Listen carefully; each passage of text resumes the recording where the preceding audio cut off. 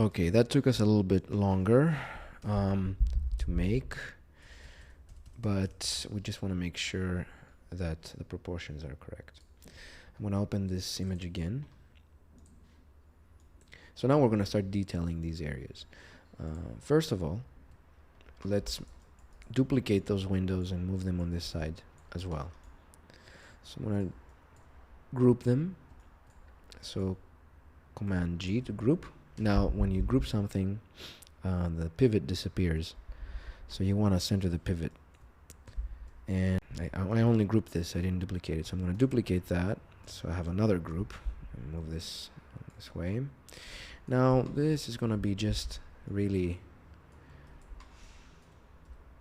a random angle. So I'm just going to bring this guy here, rotate it so as close as possible, and move this back here. Now this thing needs to be in the middle, and obviously the ledge is going to be sticking out vertically, and then I can actually go and access only that window, only this piece, and just rotate that if I move it first. So this is where it should be, probably somewhere in the middle. Now all these are like just placeholders, so we don't really care if they look great at this point. And obviously you see this angle is really sharp, and what's going to happen here is we're going to get a little bit of a flare on the window as well, because this is all stylized here. You'll notice that happening when let me just group that as well. You'll notice this, duplicate it, when we add edge loops, because the edge loops are going to follow the topology. Now this, I'm going to move it back in the wall space and do the same thing.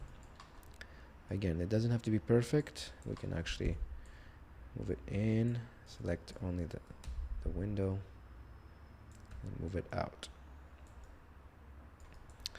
Now the whole group might need to rotate a little bit more.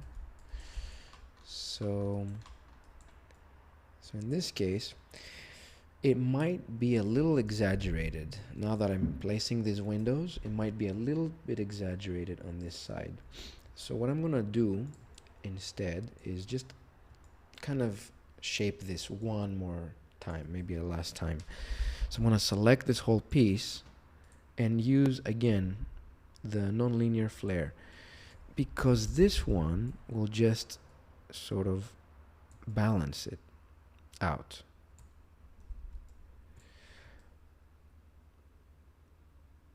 The thing is, see the flare, if I go and use it, it's actually doing just flaring everything from the front and the back. So maybe there's another way to do it. Let me delete that deformer. I'm going to use the lattice deformer, because the lattice deformer at least is going to only push this forward. So what I'm going to do is Control A a couple of times, go to the lattice deformer shape, and only use only two divisions, and just select the lattice point and move this forward. So see how easy it is to just kind of reduce that just a little bit. I could even pull this back just a bit. So just have a little bit of an angle. So just reducing this sort of tension. Okay, now I'm going to select this piece and delete the history. That will get rid of the deformer. I can do this many times until I get the proportions right. So now what I'm going to do is just add some edge loops so I can define the window spaces. I'm going to go and select this. Now I don't want the edge loops to affect this piece. So again, select a lot of these faces on the top, all of them, and extract it. So I have the extract face command up here on my custom menu. You can find it under edit mesh, under the face, it's extract. So I'm going to extract that. Click outside. First, I always click out, go to object mode. So these are separated now. So the loops are going to only affect this area. Only the box that we care about. And seriously, we don't even need to affect these two pieces. So we could potentially select these guys, these here, and extract them as well.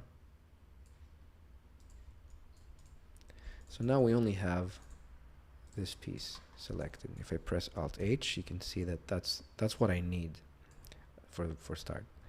Control Shift H, go to the edge loop and start adding some edge loops. One over here. Now if I don't get this right, I'm gonna undo it a couple of times and then get it one more time. You don't want to move it at this point because it's not like on a straight box. It's a little bit on an angled mesh, so that's gonna be a little bit difficult to. If you move the edges manually, you're gonna distort the shape.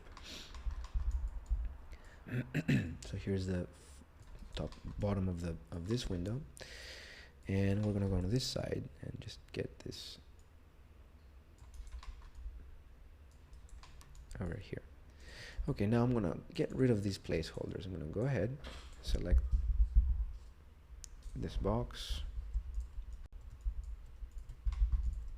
this one, and I'm gonna put them in another layer. I'm gonna name this placeholders, or I can say windows, just temporarily. Save this. Probably there's another one. There's another layer that's called windows. I'm gonna go underscore temp. Save. That doesn't work. Okay, so let's cancel that. And add selected objects. Here we go. Okay, so I'm gonna go ahead and select the face, these faces here, and get rid of them. So now I'm gonna end up with this hollow piece. I'm gonna stop the video here, and then the next thing I'm gonna do in the next video, I'm gonna have to start putting together all the woodwork on the facade.